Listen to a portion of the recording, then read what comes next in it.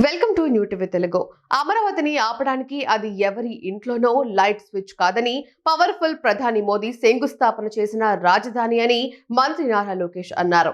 రాజధానిలో బ్యాంకులు, బీమా కంపెనీల ప్రధాన కార్యాలయ శంకుస్థాపన కార్యక్రమంలో మంత్రి పాల్గొని ప్రసంగించారు. ఈ సందర్భంగా గత ప్రభుత్వం పాలకులపై తీవ్ర స్థాయిలో విరుచుకుపడ్డారు. దేవతల రాజధాని అమరావతిని దెయ్యాలు విధ్వంసం చేయాలని చూశాయని విమర్శించారు. 3 రాజధానులని 3 ముక్కలాట ఆడి ఆ ప్రాంతాన్ని నాశనం చేయాలని చూశారని ఆగ్రహం వ్యక్తం చేశారు. ఒక్క వ్యక్తి కోసం 450 కోట్ల రూపాయలు ఖర్చు పెట్టి ప్యాలెస్ కట్టుకున్నారని అన్నారు. అయినా కూడా అక్కడి రైతులు ఒకే రాష్ట్రం, ఒకే రాజధాని అనే నినాదంతో పోరాడారని తెలిపారు.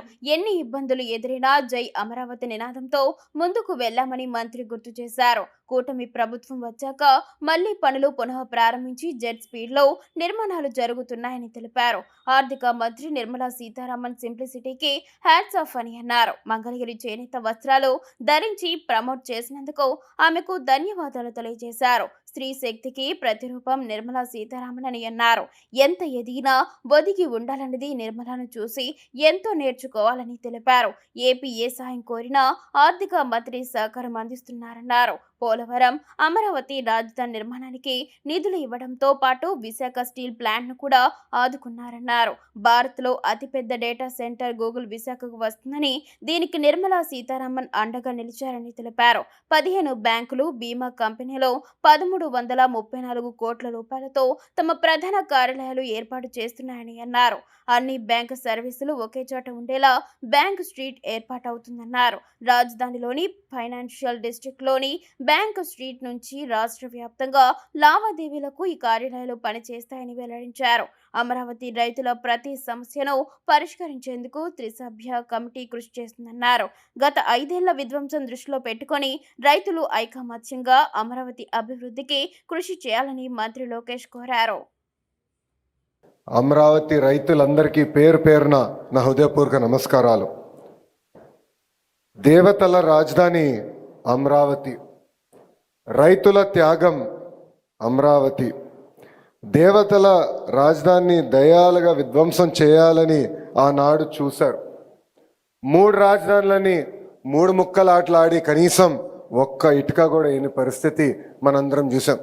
కానీ ఒక్క వ్యక్తి నివసించడానికి 700 కోట్ల రూపాయలు ఖర్చు పెట్టి విశాఖపట్నంలో ప్యాలెస్ కడతాం కూడా ఆంధ్ర రాష్ట్ర ప్రజలు చూశారు. ఎన్ని కుట్రలు చేసినా, ఎన్ని ఇబ్బందులు పెట్టినా జై అమరావతి అనే నినాదంతో మనందరం కలిసికట్టుగా ముందరికెళ్ళాం. మనందరం చూసాం.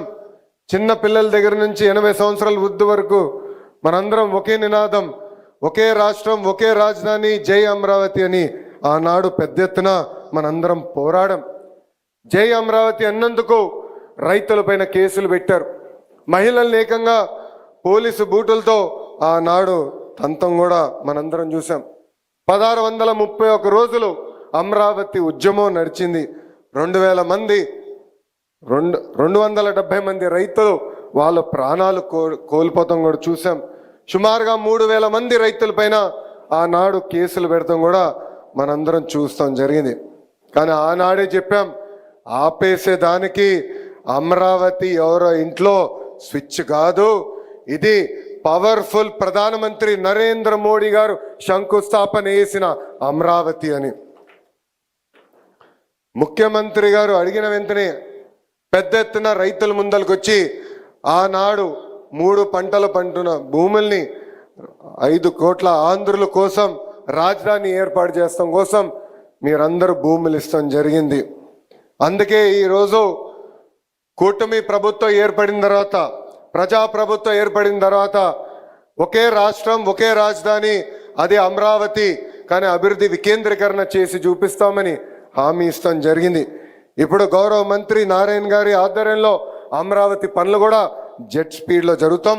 మనందరం కల్లారా చూస్తున్నాం.